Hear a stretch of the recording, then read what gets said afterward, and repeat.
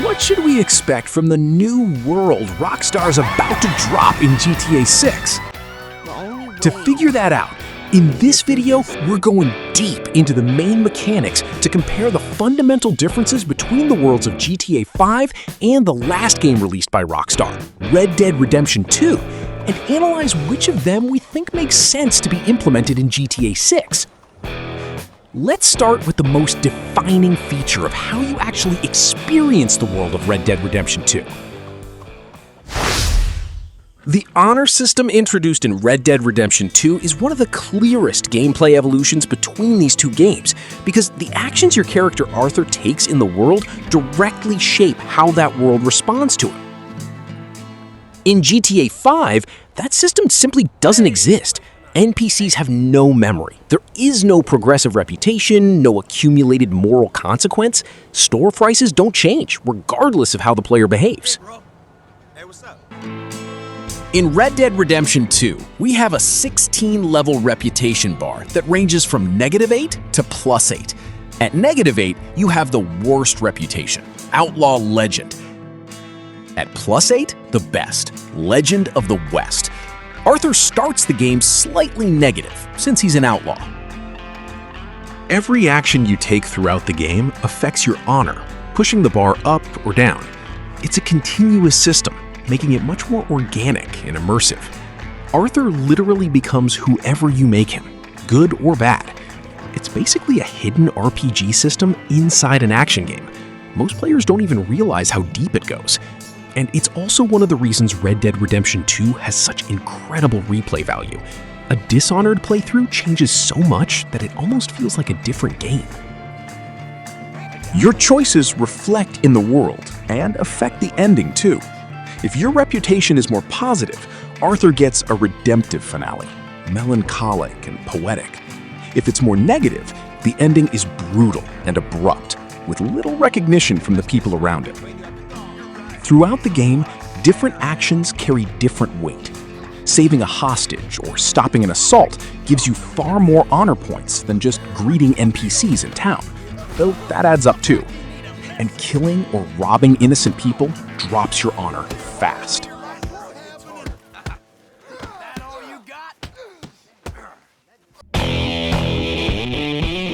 For GTA 6, we haven't seen any hints yet, but a mechanic this powerful can't stay out of the most anticipated game of the 21st century. I believe that some form of reputation system is almost certain. GTA 5 also has its random events, and when the game launched in 2013, they were a meaningful differentiator. You could witness a mugging, chase the thief down and recover the wallet to return it to the victim, who thanks you and rewards you, or just keep the money for yourself. Coming to you, please! Do you want to die over this, bitch? Whoa, what? Wait! I owe you this. I can get you workers' tickets. You could give rides to strangers asking for help on the road. Ride past them, please. I'm hardly wearing any makeup. Sure, come on, get in, quick. And some of them turned out to be disturbed individuals, fugitives, or even members of a sinister cult up in the mountains. There were car accidents, gang shootouts, armored trucks to blow up and rob.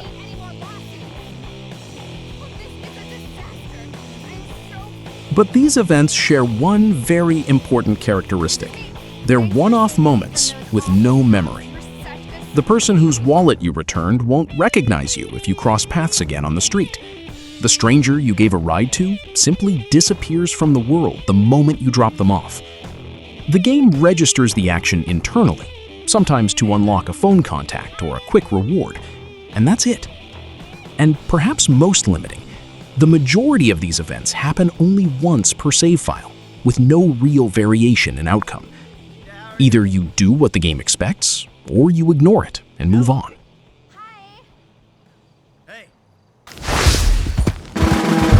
Oh, hey, you there!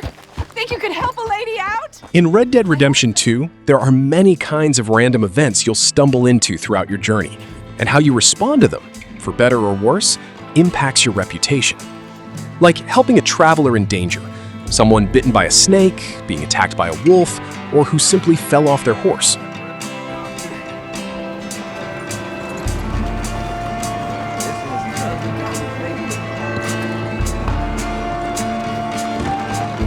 Oh, good God. Quickly, bring him in here.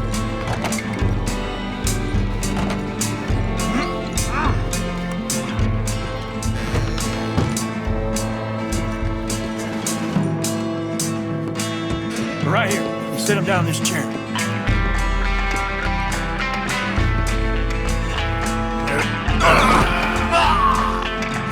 What happened? Just saw you fall out of the saddle. Don't worry, you're at the doctor.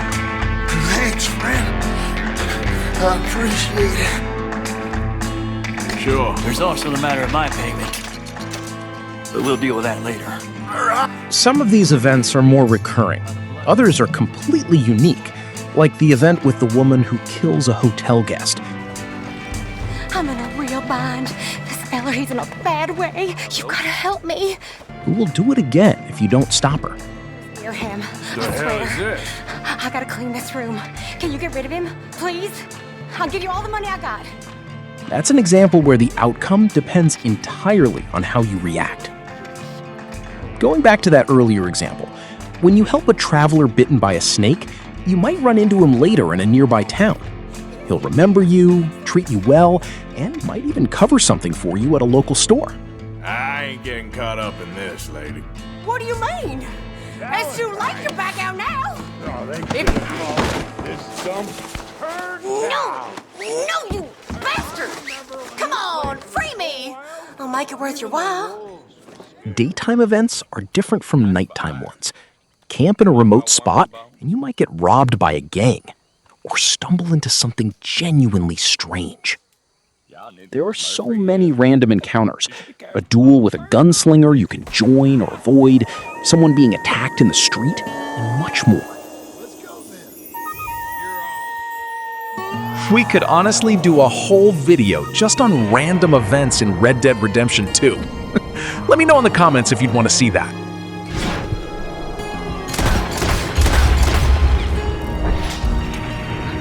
And based on everything we've seen in GTA 6 trailers and footage, I'm convinced we're getting a world that's even more alive and dynamic than Red Dead Redemption 2, which already left GTA 5 far behind.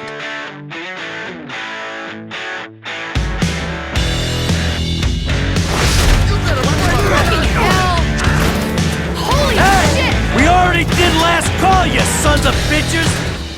When GTA 5 launched in 2013, its events and NPCs made it one of the most alive and dynamic open worlds ever seen in a game.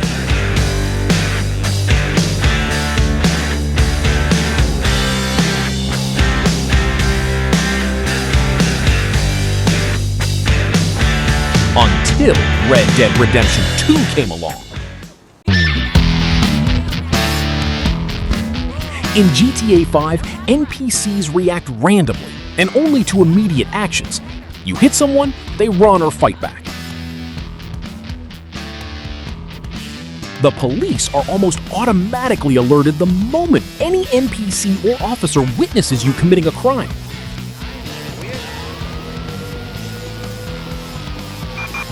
Citizens report an assault on a civilian in southern Texas.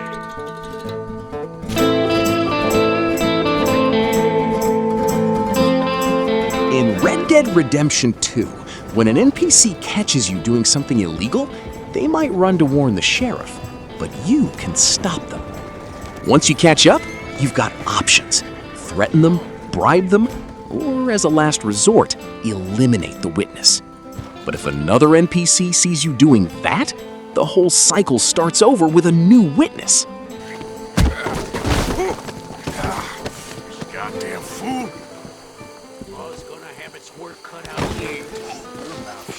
What the hell do you want? I've had it with you now. Okay. Your secret's safe with me. I don't believe you. Once you're wanted in Red Dead 2, NPCs, especially the law, don't forget your face. Unless you use a mask and change your outfit, they'll recognize you, and the manhunt spreads across the entire county. But we'll go deeper into that in the next topic. You idiot!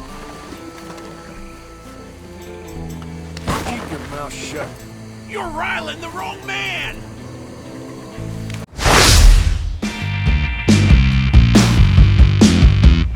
In GTA 5, we have the wanted system called Wanted Level, those famous 5 stars. The moment you're seen committing a crime, you become wanted.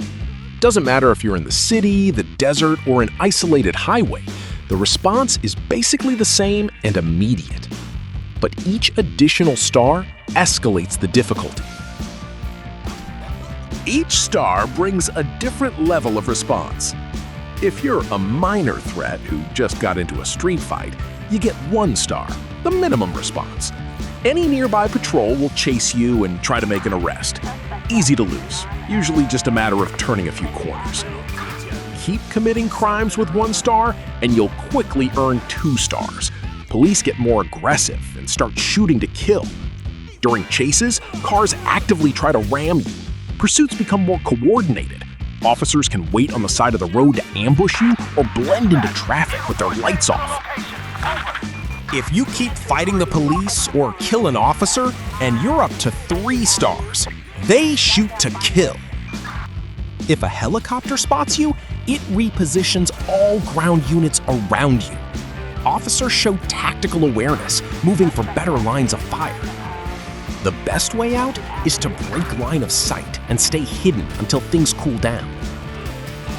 Keep killing officers and civilians at 3 stars, or invade the airspace over Fort Zancudo or Bolingbrook Penitentiary, and you hit 4 stars, and things get serious. Noose tactical units roll in with armored SUVs and armed agents on the sides. Rifles, tear gas. 4 agents can rappel from helicopters. Roadblocks cut off traffic in both directions. Invade Fort Zancudo and point a weapon, and you get 5 stars instantly. Or keep destroying vehicles and eliminating officers at 4 stars. That triggers a full military response. Police and military shoot on sight even before you fire. Surviving long without a solid escape plan is basically impossible.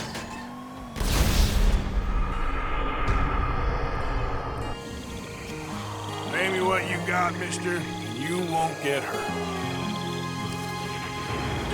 Hurry up! You best leave him alone.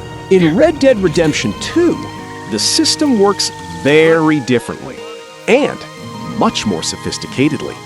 When you commit a crime, the game doesn't mark you as wanted right away. First, lawmen become aware that something happened, arrive at the scene to investigate, and try to figure out who was responsible. If you're still nearby and haven't been identified, they keep investigating without knowing your name. But if someone saw you and managed to report it, or if you committed crimes before in the same outfit, your name goes straight to the bounty, skipping the investigation entirely.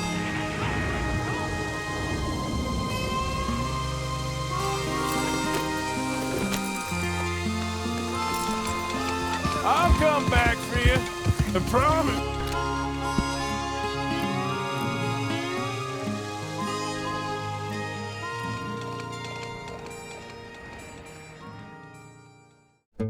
Here I am thinking. Hey, if we'd have won, I'd have folks I could whip. And this is where things get interesting. The moment Arthur Morgan is identified, a bounty is placed on his head. Rose, you don't want to miss this. Okay there. Open the register right now. Damn it, just take it all. Don't kill me. And unlike GTA 5, where escaping the police resets everything instantly, in Red Dead Redemption 2, that doesn't just go away. You can run, hide, cross the entire map. The bounty keeps existing. Go back to that region, and any sheriff or officer who recognizes you will try to capture or kill you.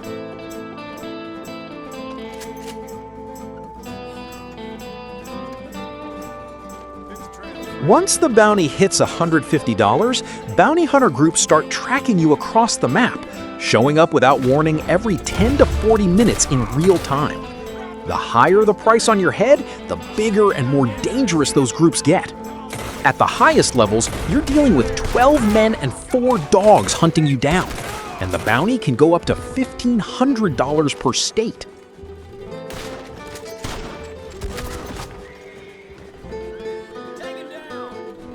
In the most extreme cases, when you pile up too many crimes in one region, the entire town enters lockdown.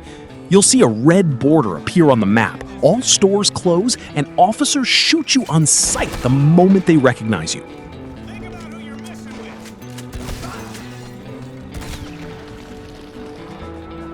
Worth noting that crimes without witnesses don't generate a bounty. But that doesn't mean you're completely safe. Start shooting inside a store, and the NPCs nearby will hear it, and the investigation phase kicks off. And your honor is affected either way, even if no one reports you. Disguises help a lot. A bandana or mask makes you harder to recognize, and swapping outfits before and after a crime, using clothes stored on your horse, lowers the chances of being identified significantly. And here's another interesting detail. The honor system directly impacts your bounty. Good actions lower the active bounty, while bad ones raise it further. And unlike GTA 5, where there's no safe zone once you're wanted, in Red Dead Redemption 2, each state tracks crimes separately. A wanted man in New Hanover isn't automatically wanted in Lemoyne, and crossing a state line is a legitimate escape route. The problem is when you start stacking up bounties in every state at the same time. Then the whole map turns hostile, and there's nowhere safe left to rest.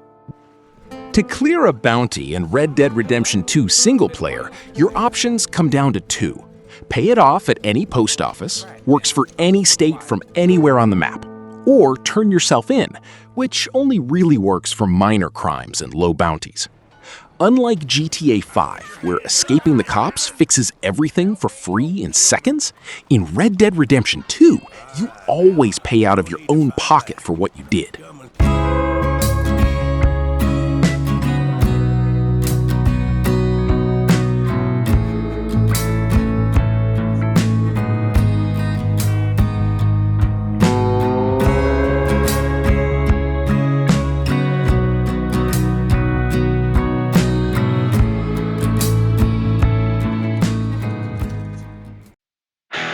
For GTA 6, based on what we've seen in trailers and what's been reported by the community, it seems like Rockstar is moving in exactly this direction. NPCs with more realistic reactions, including actually needing to call the police rather than the response being instant and automatic. If that's confirmed, it would be a direct inheritance from Red Dead Redemption 2.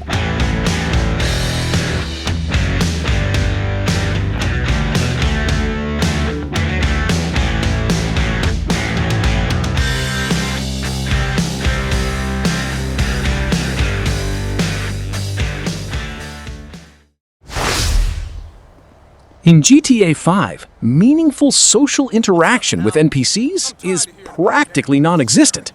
You bump into a pedestrian, they run, fight back, or shout something at you, and that's it.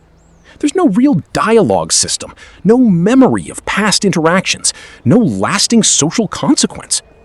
The world reacts to what you physically do, never to what you say or who you are.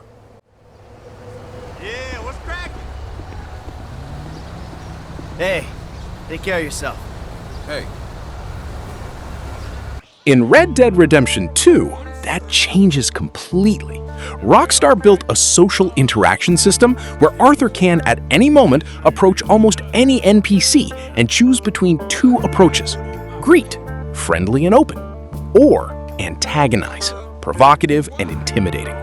And when things start escalating, there's a third option, diffuse. Try to calm things down before it turns into a fight.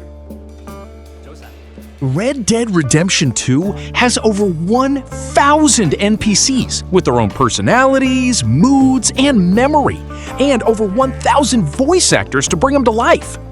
That means every interaction has a real chance of being different from the last, contextual to the environment, the time of day, and what just happened around you.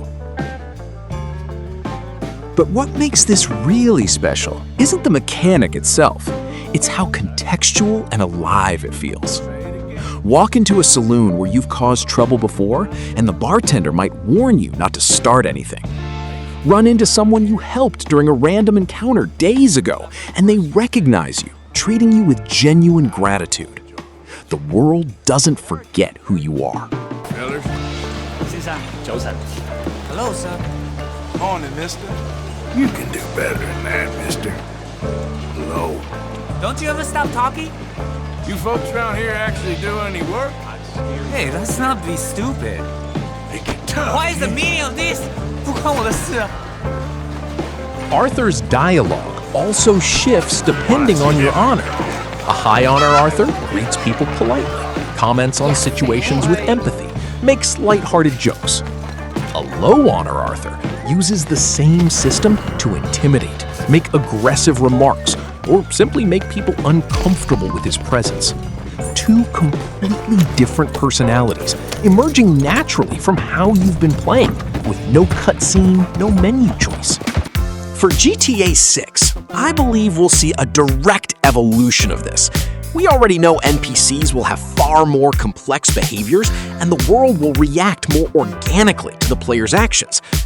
If Rockstar went this far in a game set in 1899, it's hard to imagine GTA 6, the most anticipated game in history, taking a step back. Richer contextual dialogue, NPCs that remember you, and a Lucia whose personality actually responds to the world dynamically. Not just possible, but very likely.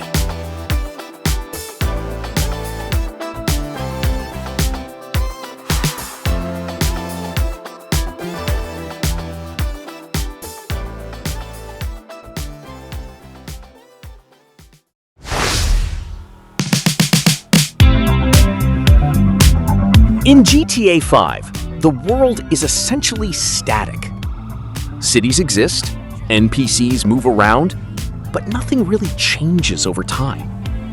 A closed shop stays closed. An empty street stays empty. NPCs have basic routines. Pedestrians walking around, vendors behind their counters, cars passing by. But those routines are decorative. They don't create any sense that the world is alive and transforming while you play.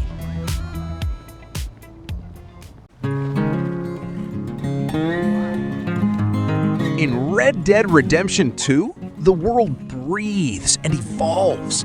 And you can see it happening right in Valentine, one of the first towns Arthur visits in the game.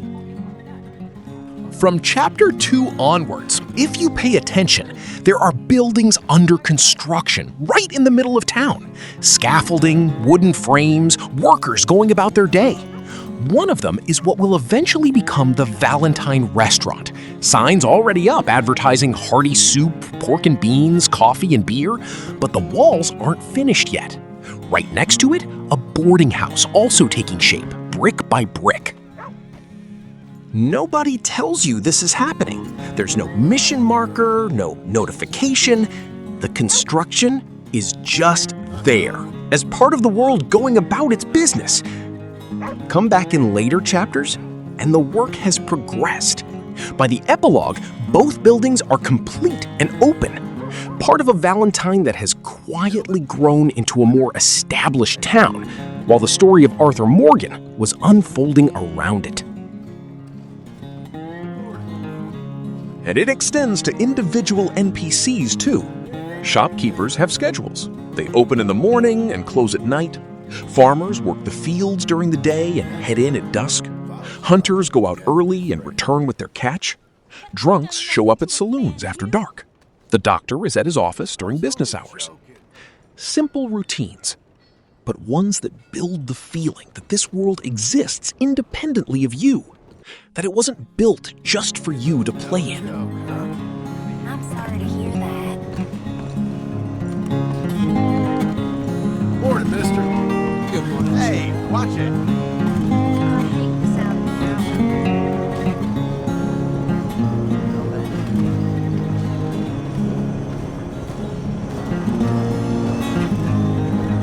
Morning, mister.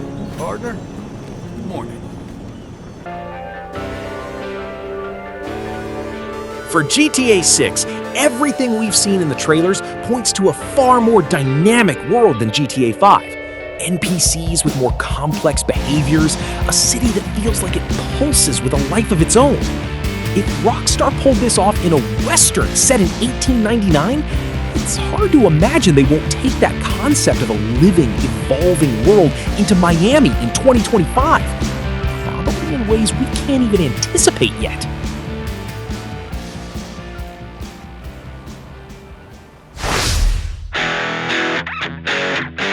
Today, we compared some of the most defining systems that separate the worlds of GTA 5 and Red Dead Redemption 2, and you can already see the enormous leap Rockstar made from one game to the other. But the truth is, we barely scratched the surface. Red Dead Redemption 2 still has layers we haven't touched. A wildlife ecosystem with real predator and prey dynamics, a climate system that affects how the world behaves, cities with their own identity and culture. It's a world built with a level of detail that very few games in history have come close to. And that's exactly why GTA 6 is the most anticipated game in the world. Because if Rockstar built all of that in a Western set in 1899, what are they capable of delivering in a modern Miami in 2025? In the next videos, we'll keep going deeper on this comparison and get closer to an answer. If you want to follow along, subscribe and hit the bell so you don't miss any episode in this series. See you in the next one.